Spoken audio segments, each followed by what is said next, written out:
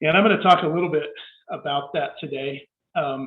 You guys know 2 weeks ago we were talking about Moses and the 7 trips he made up to the mountain, and I have since kind of revised my list. I went back and studied just a little bit more. I wanted to be accurate because I knew Holland was going to be here, and he was going to make sure that every word I said was very scripturally accurate. And but I went back and I just kind of looked over that list last time, and I made a little revision, and I was like, okay, this right here was 3 and this was 3.5.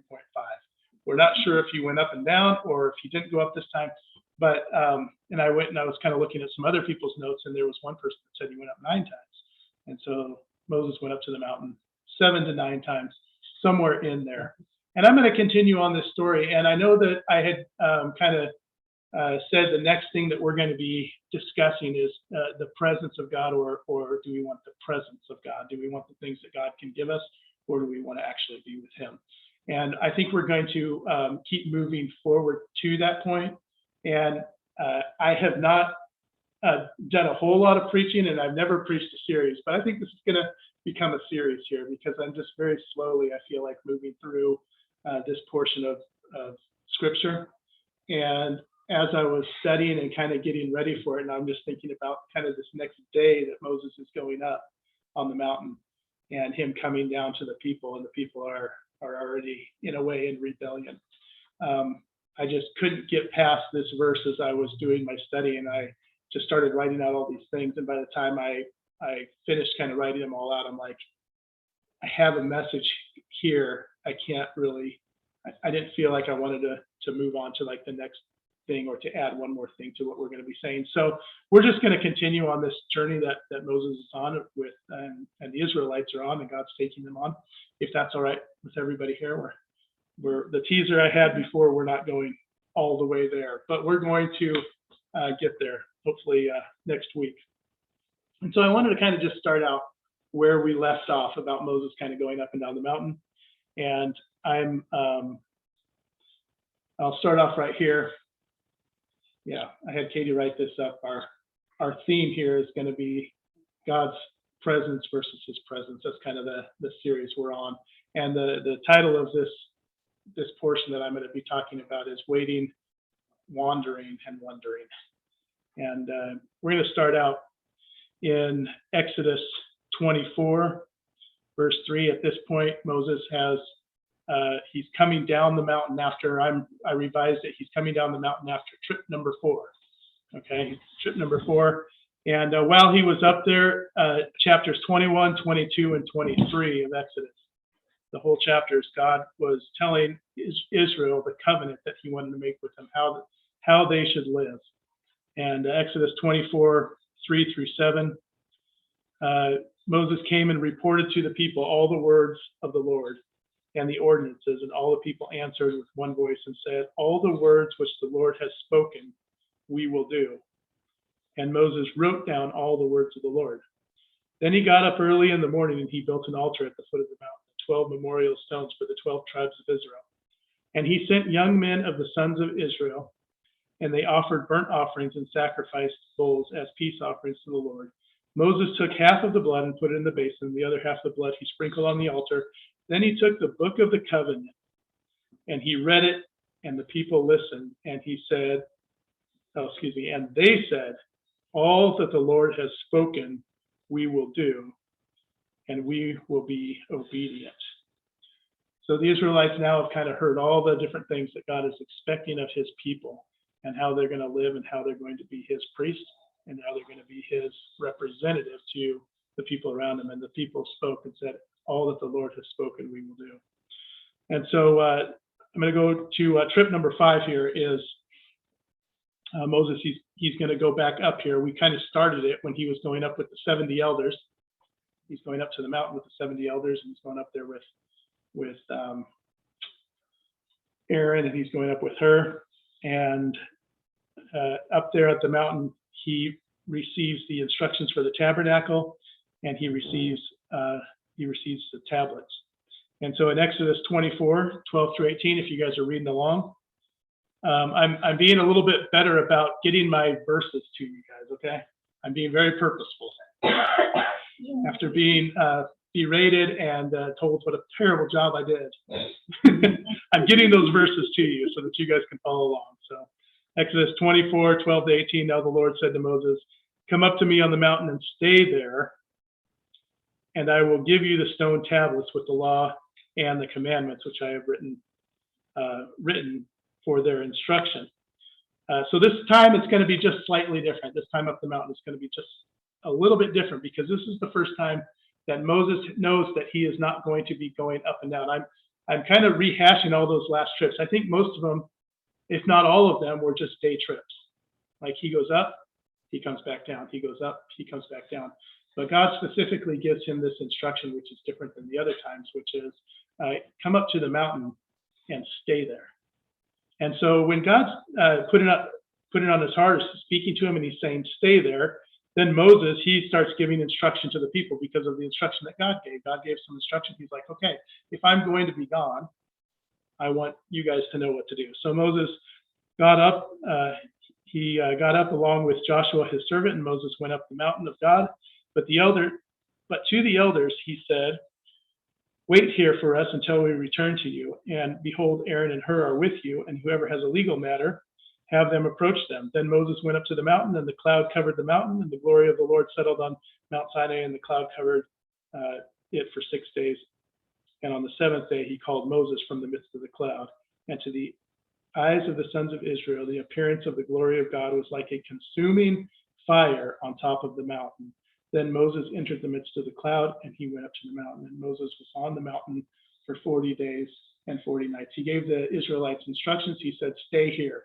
He's saying, don't leave this place. Don't leave this valley. Don't leave this mountain.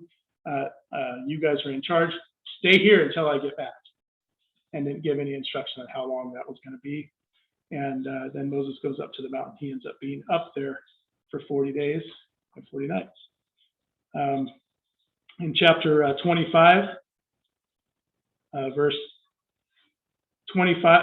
chapters 25 through 31, Moses receives the instruction of the tabernacle and receives the tablets from God. I'm just trying to set up right now, like kind of what we're going to be talking about. I'll refer back to it a couple of times of these things that we're talking about. I know this is a lot of verses that I'm reading, but it's kind of like just setting up the story for feel like what maybe God wants to speak to some of us this morning. Moses received the instructions for the tabernacle, and he receives the tablets from God in Exodus 31:18. This is right at the very end of him receiving all this. When he had finished speaking with him upon Mount Sinai, when God had finished speaking with Moses, he gave Moses the 2 tablets of the testimony, tablets of stone written by the finger of God. And that's the end of chapter 31, where God gave him all those instructions. There is one thing that I wanted to I actually wanted to just address. It doesn't have anything to do with necessarily my message, but it's one of the things that God was talking to Moses about. And I wanted to say it because I felt like it was kind of like one of those things that was kind of speaking to me. And it's in Exodus 31, and God has told him all the different pieces and parts of the tabernacle and the tent, that he's going to make. And God's giving him all the instructions of, God gives us often very clear instructions for how we should live. In fact, a lot of the things that we do in life, the things that we do that aren't quite the right thing, it's not that we don't know the right thing. It's like, when Jesus left, he said, I'm going to give you a comforter that's going to teach you all things. Like, we know the things that we're supposed to do, but we do something just a little bit different. We don't quite do it to the instructions that God has laid out for us. We do it just slightly different sometimes. But one of these instructions that God said right at the very end of talking about the pieces and parts of the tabernacle was, he said this in Exodus 31, 1 through 6. It says, now the Lord said to Moses, saying, see, I have called by name Bezalel. No, this is I didn't give you this verse. Because this is just an extra. This is just like a bonus. This has nothing to do with the message. This is a bonus. This is a bonus that spoke to me, and I'm kind of hoping that it kind of speaks, something to some of you too. But it doesn't quite go along with the message. But it says, now the Lord spoke to Moses, saying, see, I have called by name Bezalel, the son of Ur, the the son of Hur, and from the tribe of Judah. I have filled him with the Spirit of God in wisdom, in understanding, in knowledge, and in all kinds of craftsmanship, to make artistic designs for the work in gold, silver, and in bronze, and cutting of stones and setting in of the carving of wood, that he may work in all kinds of craftsmanship. And behold, I myself have appointed him with Aholiab, the son of another name, of the tribe of Dan. And the hearts of all who are skillful, and in the hearts of all who are skillful, I have put skill, that they may make all that I have commanded you. And the thing that was just kind of speaking to me was just like these, as I was kind of reading this verse, I was just thinking about, so often we only think of somebody preaching, or we think of going to church, and we think that's what God has, like the giftings that he's given us. And if we're called by God, we got to somehow do something with that. But God has given each one of us skills. He has given each one of us abilities. It says here that the Spirit of God dwelled in them so that they could do that work and they could do it well. When you are going and you're doing your job and you're doing it well, it's God has put that skill in you. One thing I was thinking of is, like when you are very skilled at doing rivets, God maybe has put that skill in you. Like you are anointed, you are filled with the Spirit. When God has put the skill in you to paint cars. I'm speaking of Austin here. I'm thinking of all the skills he has. God has put that skill in you. It's like he said, right here it says, and in the hearts of all who are skillful, I have put these skills, that they may make and do all that I commanded, so that they can build the kingdom. God has put in you skills of craftsmanship.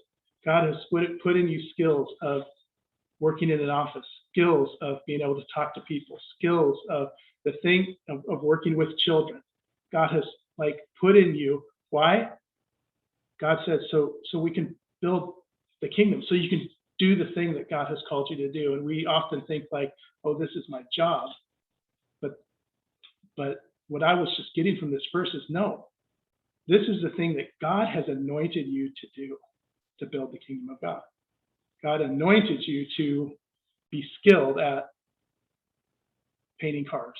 God has anointed you to be skilled at fixing things. God has anointed you to be skilled at turning poop into fertilizer. God has, God has, and I'm sorry, I just used the men as examples, but my wife, I know, and she knows that the gift she has to teach children is beyond just what you can learn in school. It's like God has put that specific skill in her to build the kingdom. Put that skill in her to do the thing that God has commanded, the God desires for us to do. And we don't want to ever look at the skill that God has given us and just think, this is my job that I do, but it's saying the Spirit of God is in me and given me the ability to do this. But all right, so we're going to keep moving on here. Exodus 32. Now, when the people saw that Moses had delayed in coming down, you guys know this story. He had delayed in coming down from the mountain. The people assembled about Aaron and said to him, come, let us make a god who will go before us. As for this Moses, the man who brought us up from the land of Egypt, we do not know what has become of him. And Aaron said to them, tear off your gold rings, which are in your ears, and your wives and your sons and your daughters, and bring them to me. Then all the people tore off their gold and their ears and brought them to Aaron, and he took it from their hand and fashioned it with a graving tool and made it into a molten calf. And he said, this is your God, O Israel, who brought you up from the land of Egypt. Now Aaron saw this, he built an altar before it, and Aaron made a proclamation and said, tomorrow shall be a feast of the Lord.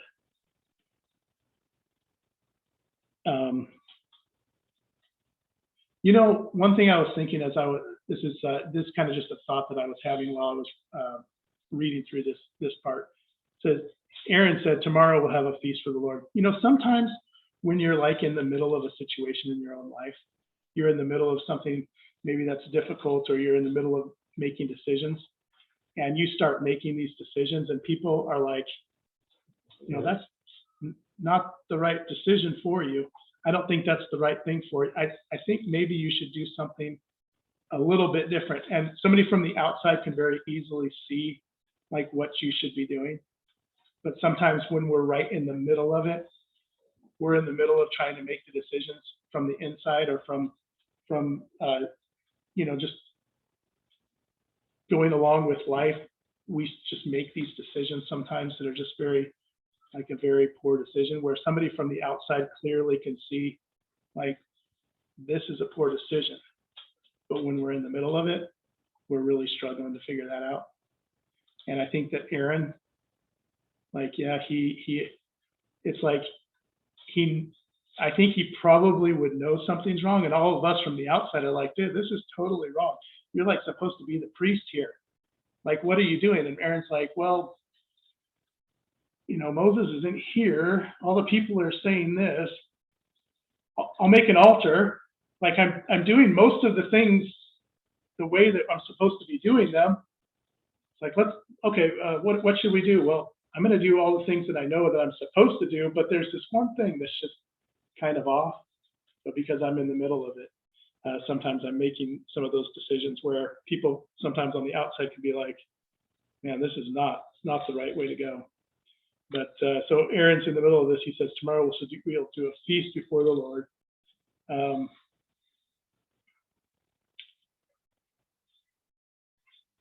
Sorry, was that it? So then the next day they rose up early and offered burnt offerings and brought peace offerings. And the people sat down to eat and drink, and they rose up to play.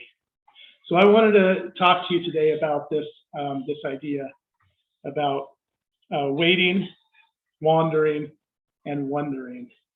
And I was kind of going off of this thought of something that's hard, something that's harder, and something that's hardest, right?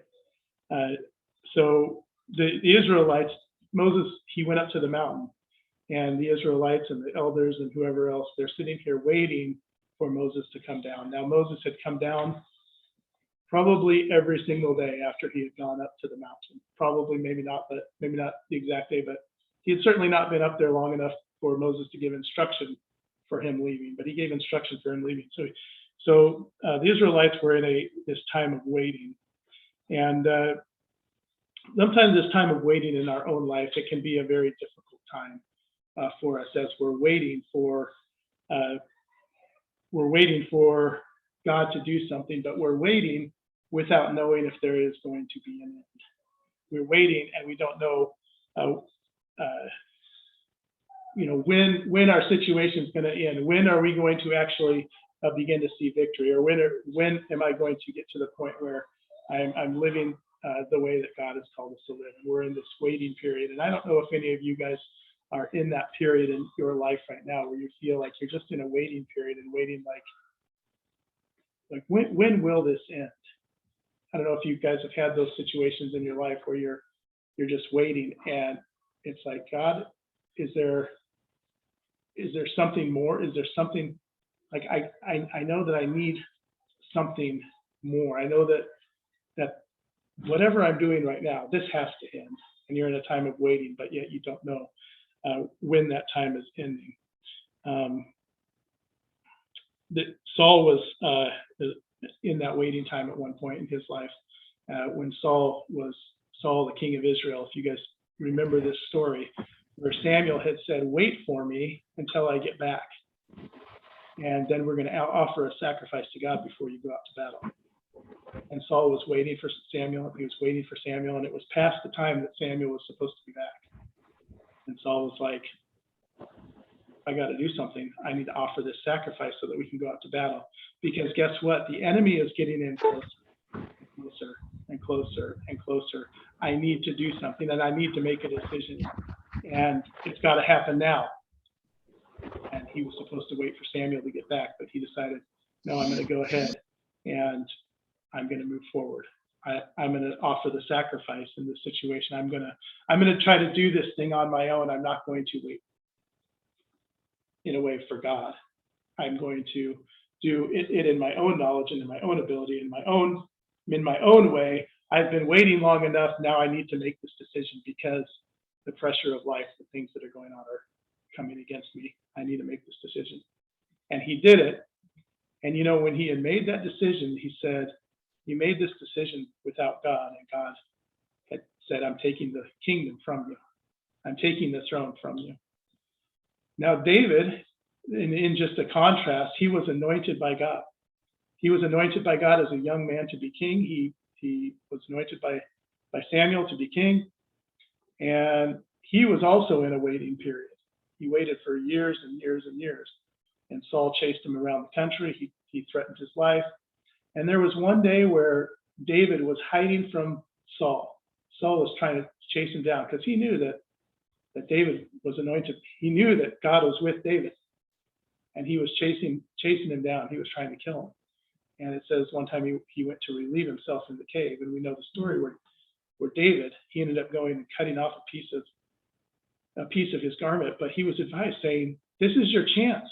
Like, this is your opportunity. Just take his life. Like, he's hunting you down.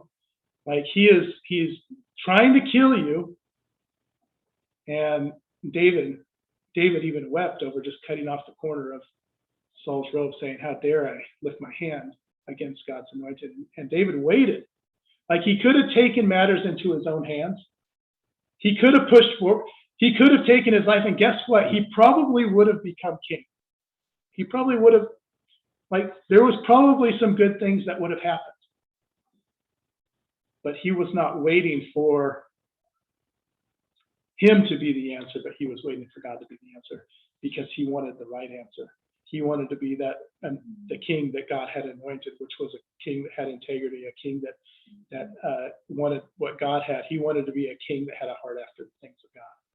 And sometimes we get to that point in our life where we're in a waiting time and we decide, I'm just going to make this decision. And it's probably maybe not a decision that you should be making. It's but you're like, well, it's not ideal, but I'm going to make it because I've been waiting this long and I have no idea when I'll ever be king. This is like my opportunity. Will Saul ever die? Who knows? I mean, if Saul lives until he's 80, I won't be king till I'm 75. And we begin to take that little shortcut, and God says, wait for me. Wait for me in the decisions that I've given you a word. I've given you instruction. I've put things on in your heart to do, and just continue to be faithful. It says, in our waiting, David said, he says, I waited on the Lord and he heard my cry. Like, he heard my cry. And we know from David's life, because we could look back on it, we know that God brought him to a place where he was considered the greatest king ever in Israel. Do you think he would have been if he would have taken his place himself? Do you think he would have been if he had made those decisions himself, where he said, I'm going to circumvent some of the things that God has spoken, that God told me to wait, and yet I'm going to make it happen on my own. He allowed God to do, have the victory for him. And then we have this time of a wandering time. The wandering time, I feel like, is that time in our life where we are maybe going, what I would say, like maybe from job to job, and we're like praying, God, bring me to the right situation, bring me to the right job, bring me into the right relationship, bring me into the right friends, bring me into the right church, bring me into, God, I'm just asking you, God, to go before me and to bring me to this, this place of rest, this place of peace, this place of blessing, this promised land. But yet we feel like we're wandering from one thing to the next. We tried this thing and it just didn't work out. It didn't work out quite the right way. And I don't know how many of you guys are like this, but I'm like this all the time, where I'm like, God, why? Like, why did I have to go through that? Why did I have to spend that? Why can't you just take me to the destination that you said you promised? And we go through this time of like wandering. We're wandering, and it doesn't seem like we're ever getting to that place that God desires for us to be. And I kind of, the example that I wanted to kind of use in this instance is like, we're going somewhere we've never been before. and we're constantly, I don't know if you've ever been on a trip or maybe been out to the Bo's house, a long trip. You've been to a long trip. And it's like you're driving and you're starting to wonder, like, am I ever going to get there? Am I even on the right track? Did I take the wrong road? I drove out to their house, I took the wrong road. I went like 50 blocks one direction the wrong way. I mean, now, granted, I've been there a few times, so that was my own stupidity. But, like when you haven't been someplace before, like that time of wandering can seem like, is this ever going to end? And then it ends. And sometimes, when God takes us through one thing, and then sometimes we go through the next thing, and all of a sudden it's like, I'm starting to recognize how this is going to end. Like, I don't know the end, but I'm starting to recognize this little pattern. And when you have been to a place and you've been there a couple times and you know the distance and you know how far it is, you're no longer wondering. The Bo's, when they drive home, I don't think you're ever wondering, oh man, this seems like it's taking extra long. Like, am I going to get there? Am I on the right track? Did this road go an extra 5? Like, did they build an extra 5 miles onto this road right in the middle? I don't know. They're not wondering because they've been through it. And they start to recognize those things. And as we are kind of going through the wandering time of our life, we can start recognizing, going through these different cycles, these different things that we have that are going on in our life. And we can start saying, all right, I don't know when this is going to end, but I'm recognizing that it is. It is. God's going to bring me through this thing. I've gone through 2 or 3 difficult things like this now. This is just, I recognize it as, this is just another one. This is another stop. This is another journey. This is something that can bring God glory. This is something that God wants to work into my life. And the last. Allowing it until you do see that too. That's the best part. Yeah. Say that again, Cheryl. I said he keeps allowing whatever you're going through until you see. Until he works the thing into us. Yeah. Yeah, that's good. And then this last stage is just the wondering. And I think this is, I'm going to say this is the hardest stage, because I know that there's been times in my life where I have been in this wondering stage. And the wondering stage is, we're wondering if God even ever spoke. When the first thing that Satan challenged Eve with in the Garden of Eden was, did God really say? And we start questioning, like, because we're going through difficult things and we're going through hard things in life, and we're like, did God really say following these instructions is going to be a better life? Did God really say that you are called? Did God really say that he has a plan, he has a purpose? Did God really say any of these? And we begin to doubt. I know that through the most difficult things, I think all of us would say, through the most difficult things we've been through in life, there's a time where we have really had to question, like, even our relationship with God. Like, we could have, like, many great things happen in our life. We could have many testimonies of a way that God brought us to him, but we go through something extremely difficult and we begin to question. We're like, is God real? And the children of Israel, they're like down here in the valley, and they're like, Moses, is Moses like even coming back? Like, we can't wait here forever. Like, they're going to the elders and they're like, hey, I got a question for you, okay?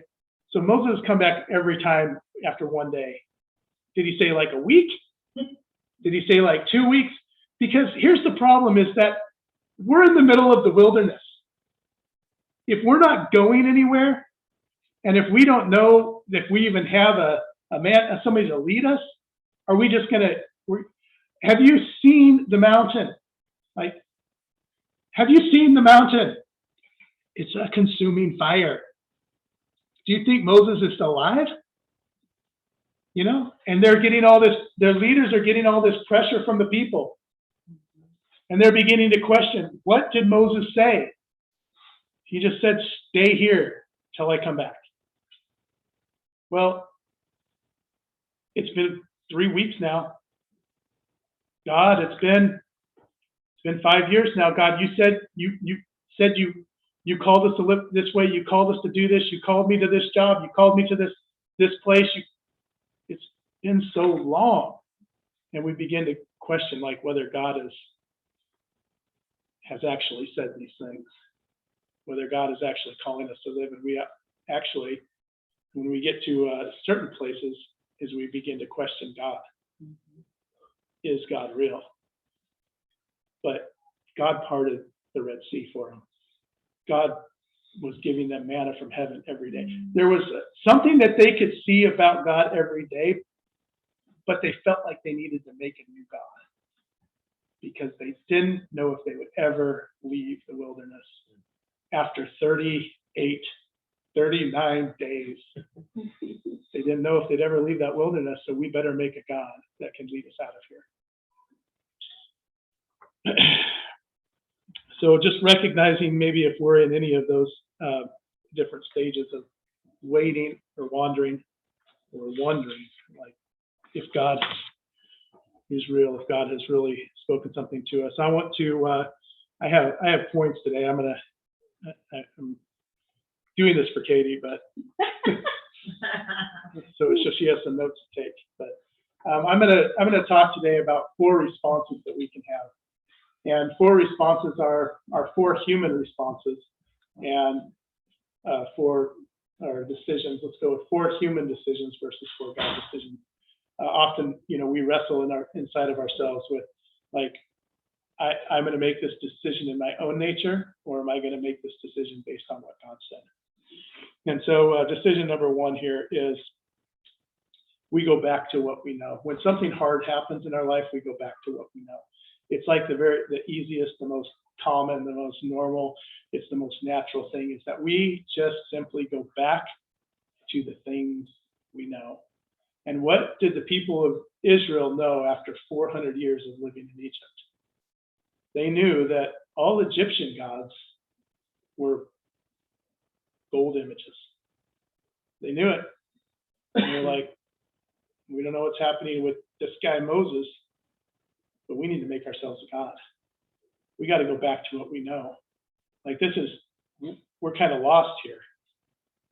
Our natural instinct is to go back to what we know. My wife, she's a preschool teacher. Well, she's a kindergarten teacher now, but she loves learning about like the way that our brains work and the way that kids' brains work. Like that's just like a hobby. That's what she reads about and thinks about and does just for fun. And she was telling me one time, and she just recently told me again, is that the way that our brains work is that when we begin to do something over and over again, so when there's trauma in in your life when you're a young kid, or there's different difficult times, it actually starts making grooves in your brain, and it starts making pathways, and those pathways become very set. So it's very difficult to change even the way that we think.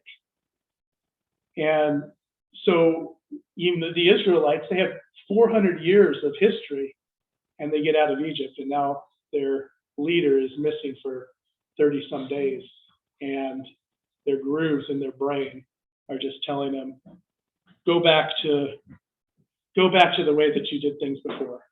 Go back to the Egyptian gods. Go back to these things. But what we know is that God calls us to do something different. That God calls us to be faithful in the waiting season. The Bible says, do not get weary in doing well. In due season, we will reap those rewards if we do not lose heart. I wanted to read this verse in 1 Peter 5, 6 through 10.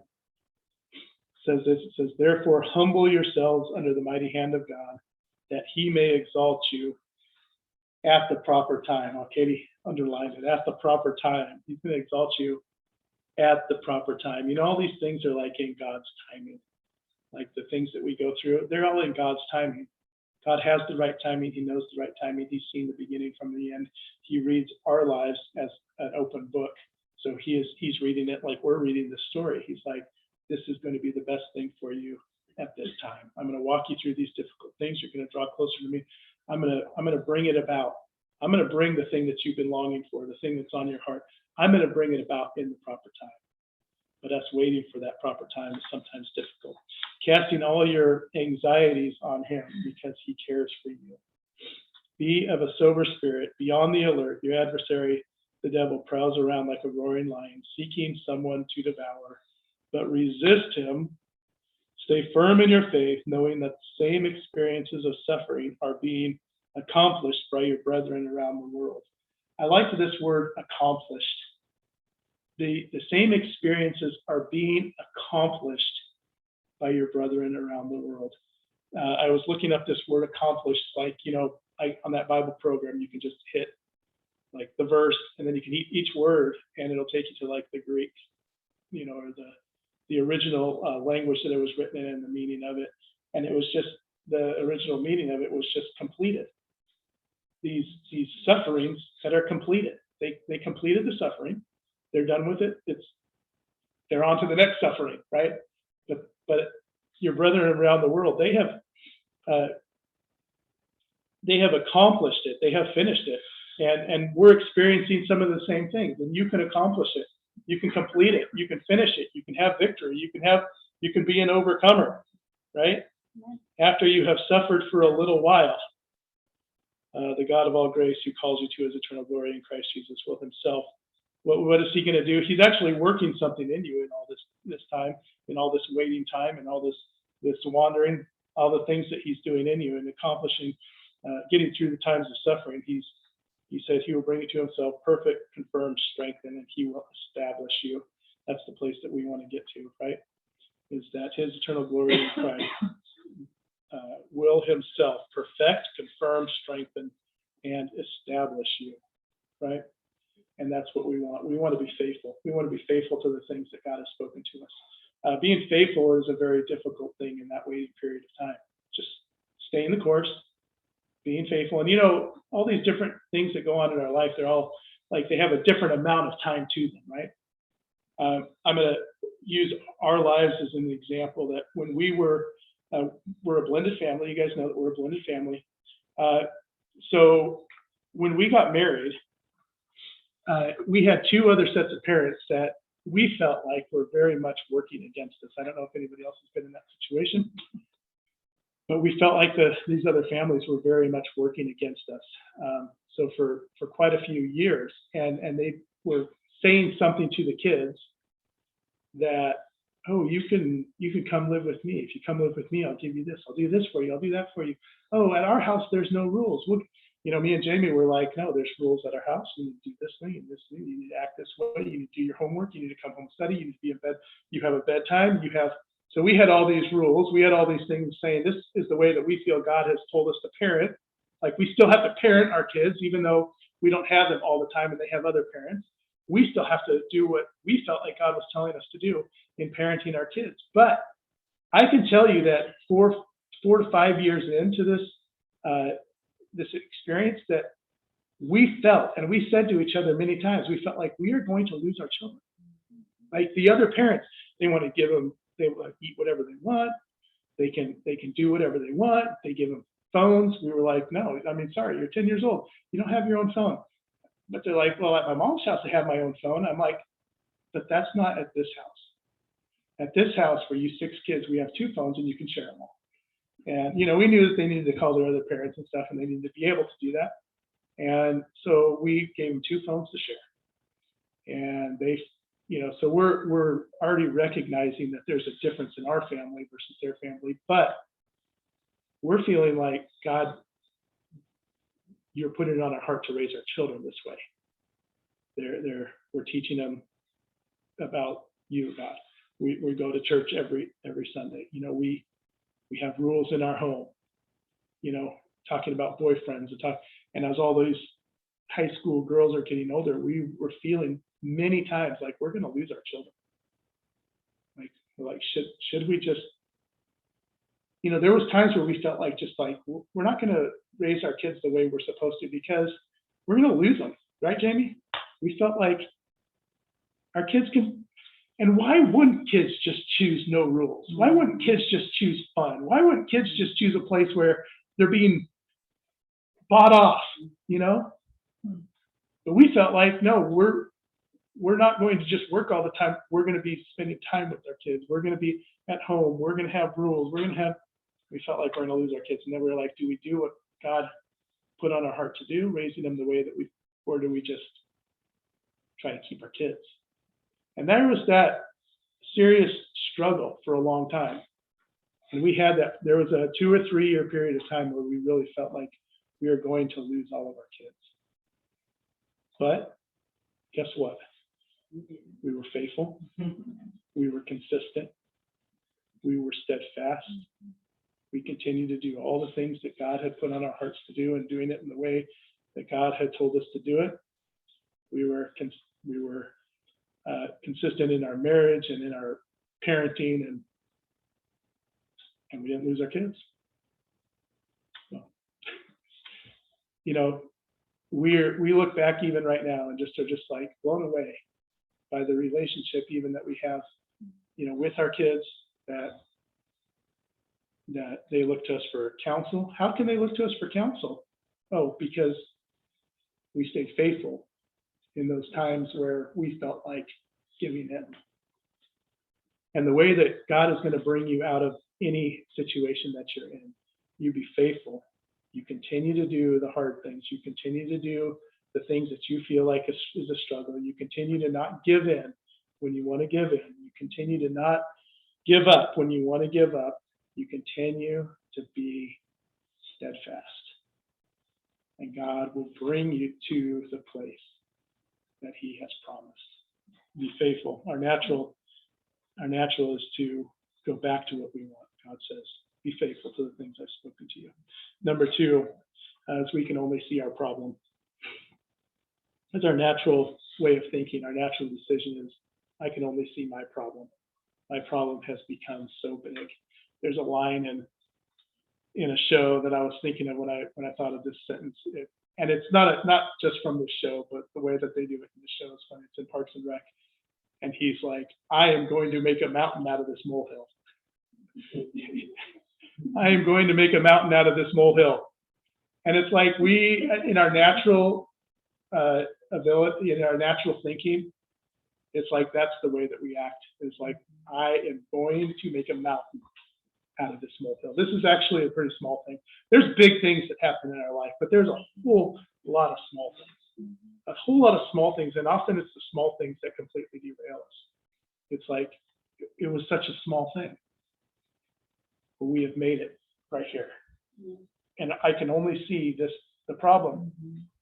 But if I put it back here, the problem is actually pretty small compared to all the things around. But we make those problems so big. We make our problems bigger than our God. Yeah. A way that we can do it God's way, instead of making our problems so big, we make our God so big. We can be grateful. All the Israelites had to do was to spend a few minutes kind of looking back on the past 5 months, the past 6 months. God brought them out of Egypt. He gave them water. He parted the Red Sea. He brought manna from heaven. Beginning to look at the good things of God. I think it's Rick Warren or somebody that says, it's very hard to be focused on your problems when you're being grateful to God first thing in the morning. So just begin to list the good things of God. Begin to list the good things that you have. What do you have? I have food, too much food. I have a family. I have people that care about me. There's things that we don't have. There's things that we would want changed.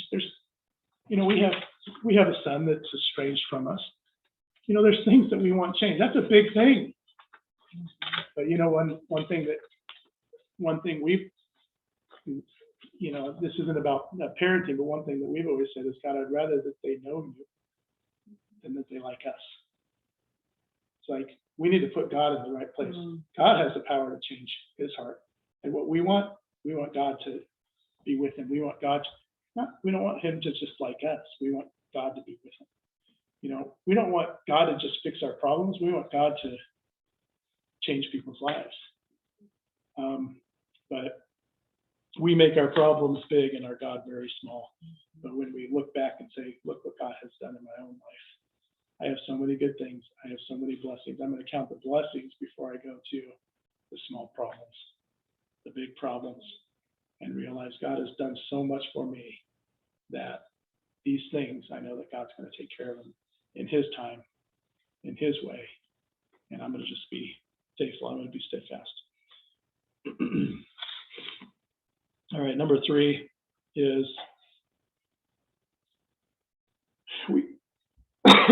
excuse me. I'm going to go back to number 2. Sorry, Katie. Yep, right there. 1 Thessalonians 5, it says, give thanks in every circumstance, for this is God's will in Christ Jesus. When you're going through a difficult time and somebody gives you a scripture like this, you're just like, like gag. Don't give me a scripture right now. I don't need a scripture.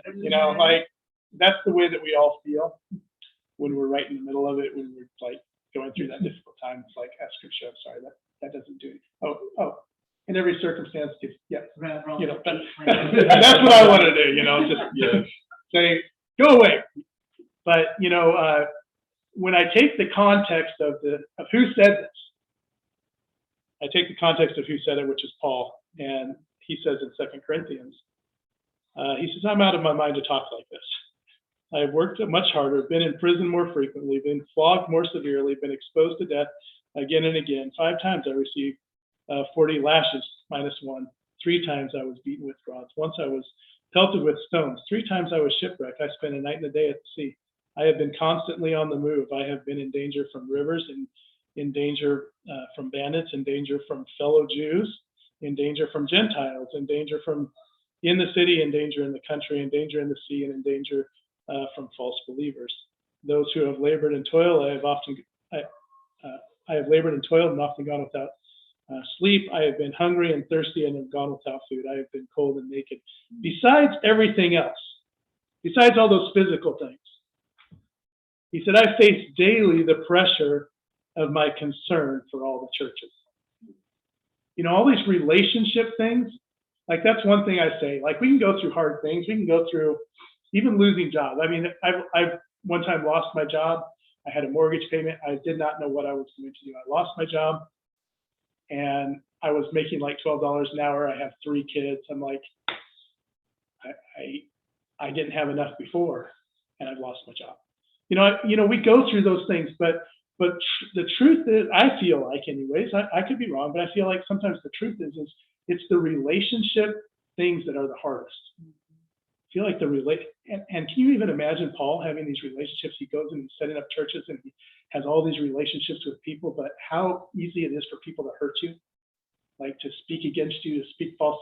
And you can go through Paul's life. He's speaking against him, talking bad about him. It's like, going through all these relationships things, the relationships, the family things for us. It's like, those are like the extremely difficult things. He says, the pressure and my concern for all churches. But then he says this, he said, who is weak? He said, I do not feel weak. Who is led into sin? I do not inwardly burn. And then, I didn't write it down, but a little bit further down in that verse, he said, and God can hold me accountable to what I'm telling you right now. He said, I don't feel weak. I don't inwardly burn. It was God that was giving him the strength to be able to get through these things. And we feel so weak when something happens in a relationship. We feel so weak when our problems happen. But Paul's giving us that encouragement. He says, be grateful. Be thankful. God has done so much for you. Just look back at the blessing. The second one, the first one was 1 Thessalonians. The second one was 2 Corinthians 11, 23 through 29. And you can just read that through the end of that chapter. I think it's about 3 more verses, maybe through 32. Number 3 is inward focused. Our needs are more important than God's word. We pull back. We stop being faithful. We stop spending time with God. We stop spending time with others. We don't have the energy to do anything for others. I need to work on me, I need to work on, and I think that there is times that we need to pull back. Like there's times that we're going through very difficult things and there's probably some things that we need to kind of pull back in. But there's kind of always somebody that's in a worse spot than you, and that's why I think the God decision is, I'm going to find someone to encourage. I'm going to be an encourager.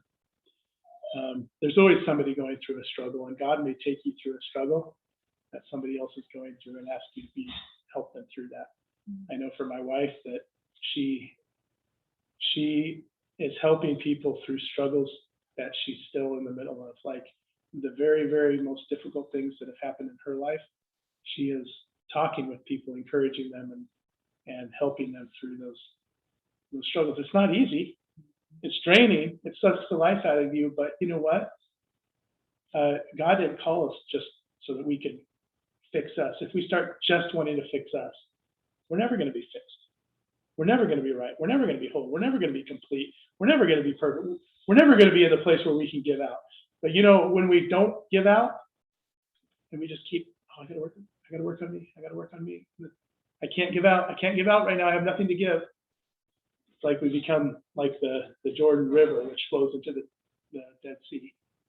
It's like stuff flows into the Dead Sea and nothing flows out. And you know what happens when nothing flows out of you? There's no life. There's no life in you. When you're able to give from your own pain, you're able to give from your own hurt, you're able to give from your own experience, you're able to give from your own lack of energy and give to somebody else. It starts bringing a little bit of life to you. And it's what God calls us to do. Like in those times of difficulty, those times of pain, I think that God calls us to use those things. Rick Warren, I use him often because I listen to his little podcast every day. He says, never waste a hurt. Don't waste a hurt. God's taking you through this, and he's taking you through it. Don't waste it. Don't just waste it so it was just a hurt, but use it to bring God glory. And that's the God response. Last one here is our response is just do whatever feels good. Do whatever feels good. And the world has kind of given us that message, right?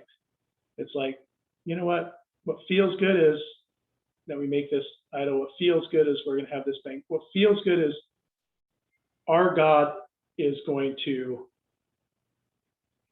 we are going to decide who our God is. We get to decide who our God is. Because the guy that was leading us before, the guy that was telling us about, we don't even know where he is. So we're going to make our own God. Whatever feels good. Oh, does this feel good? But we know we're like that. Thinking leads us to that thinking leads us to really to hurt, pain, and a life that's not filled with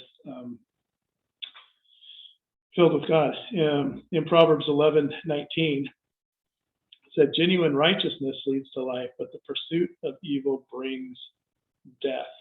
It's like trying to find hope or fulfillment or happiness in the things that bring death. Trying to find all my joy from things that eventually just bring a lack of joy. They bring no satisfaction. But if we pursue just the things that make us feel good, we're going to live a very empty life. And